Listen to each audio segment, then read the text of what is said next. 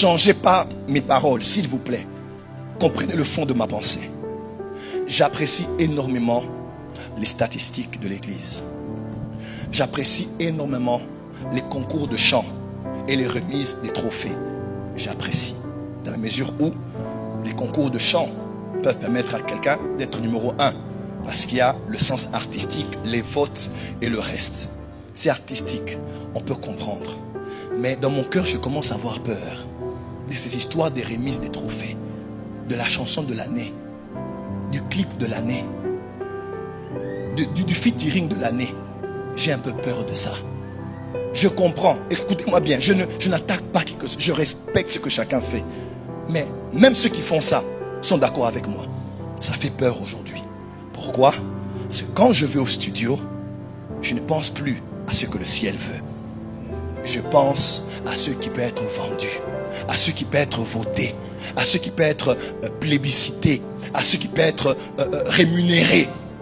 Je commence l'année en sachant qu'en tel mois, il y a tel programme. Et pour que je sois différent, je vais tout faire. Tout faire. Et bizarrement, c'est subtil. Hein? On commence à tout faire, non pas pour plaire à Dieu, mais pour plaire au jury. Non pas pour plaire à Dieu, mais pour plaire à la majorité qui va voter et accepter que la chanson là, c'est la chanson qui a la plus cartonné.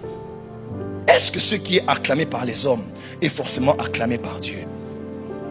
Avoir la grande église, c'est bien. La plus grande bâtisse de la francophonie, c'est bien.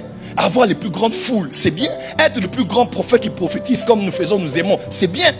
Mais peut-être que le plus grand prophète n'est pas Joël Francis, n'est pas les prophètes que l'on voit sur internet. En parlant de Jean-Baptiste, il est écrit, il sera grand devant l'Éternel. Et peut-être que je suis grand devant YouTube, je suis grand devant Facebook, je suis grand devant la francophonie. Mais est-ce que je suis grand devant l'Éternel? Ma prière ce soir, Seigneur, s'il y a des choses que je commence à faire qui m'éloignent de toi et qui me donnent de vouloir plaire aux hommes, pardon, pardon, que même si je suis petit devant les hommes, que je sois grand devant l'Éternel. Matthieu 6, ils ont déjà eu leur récompense. Pourquoi? Parce qu'ils sont dans les lieux publics en train de prier pour être vus des hommes. Ils font des aumônes pour être vus des hommes. Ils jeûnent et ils prient pour être vus des hommes. Ils ont déjà eu leur récompense. Papa, pardon. Papa, pardon. Papa, pardon. Papa, pardon. Accroche même la houlette là. Pardon. Sors-moi de ces histoires. Enlève-moi de ces choses. Car on peut avoir passé sa vie à vouloir gagner des trophées et des awards. Et ça, c'est le monde anglophone qui nous a emmené ça. Regardez ceux qui sont publicités aux États-Unis, dans les Stella Awards et dans les autres, sont devenus pires que des païens. Pire que des païens, mais en train de gagner. Parce qu'il a fait un feat avec tel musicien mondain. Et finalement, le monde est entré dans l'église. Mais les vrais adorateurs ne sont plus là. On n'a que des stars, des musiciens et des célébrités. Mais on n'a plus des vrais adorateurs. Ma prière, que ce soit pour la musique, que ce soit pour les prédications, ou même pour nous, je parle pour moi-même aussi. Pardon Seigneur, pardon, pardon. Ces histoires de la francophonie, la peur, écoutez-moi, je n'attaque personne. Je me mets moi-même aussi dans le lot. Des fois, ces petites choses-là, tu vas voir quelqu'un, il a la gloire parce que j'ai la plus grande salle, j'ai la plus grande chaîne de télé, nous avons le plus grand réseau, on a les plus grands amis, j'ai les plus grandes foules. C'est bien, c'est pas la jalousie avec laquelle je parle, pas la jalousie. Nous tous là, qui aimons Dieu, nous savons, Seigneur, protège-nous. Parce que la corruption commence comme ça. Nous ne sommes pas les premiers que tu as élevés. Nous ne sommes même pas les derniers. Beaucoup t'ont déçu, ils ont bien commencé.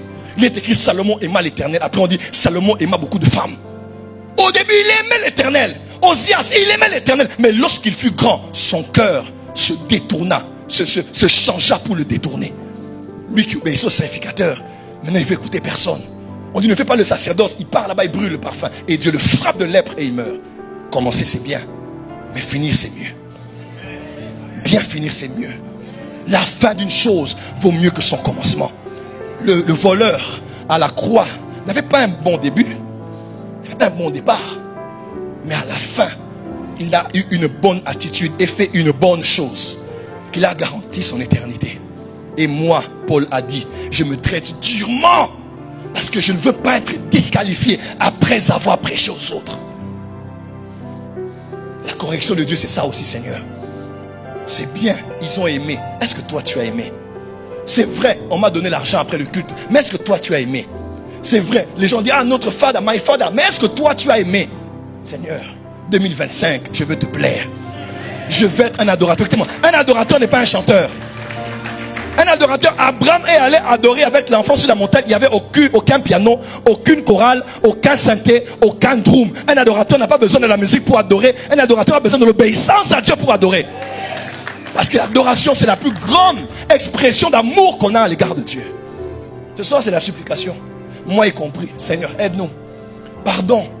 Pardon. Pardon. Les réseaux sociaux sont en train de nous modeler. Les réseaux sociaux sont en train de déterminer que nous sommes aujourd'hui. Tout ce qu'on fait, c'est pour être vu. C'est bien. Jésus a dit que vos bonnes œuvres luisent parmi les hommes, n'est-ce pas? Matthieu 5. Mais aussi un piège avec ça. Parce que si on ne fait tout que pour montrer, alors nous sommes les hommes les plus malheureux.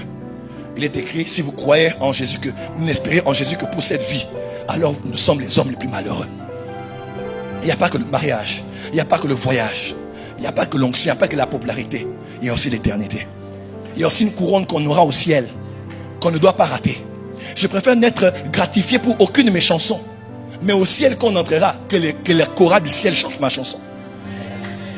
Chante, parce qu'on dira, c'est une chanson qu'on chantait ici. Et elle a été emmenée à Salem. Elle a été emmenée à Sion. Elle a été connectée aux fréquences d'en haut. Elle a chanté en bas elle a été l'écho sur la terre de ceux qui retentissaient au ciel. Et non, elle a composé parce qu'elle a écouté Beyoncé. Elle a composé parce qu'elle a écouté Sarkozy. Elle a composé parce qu'elle a écouté, elle a écouté Cardi B. Est-ce que vous savez que beaucoup composent parce qu'ils ont écouté? Et on dit, la musique vient du ciel. La danse vient du ciel. Pourquoi ce n'est pas toi qui as créé la danse? Pourquoi ça ne doit que transiter là-bas pour qu'on en prenne ça ici? Corrige-moi. Même si ma jambe part, Seigneur, même si je me blessais, que je me blesse.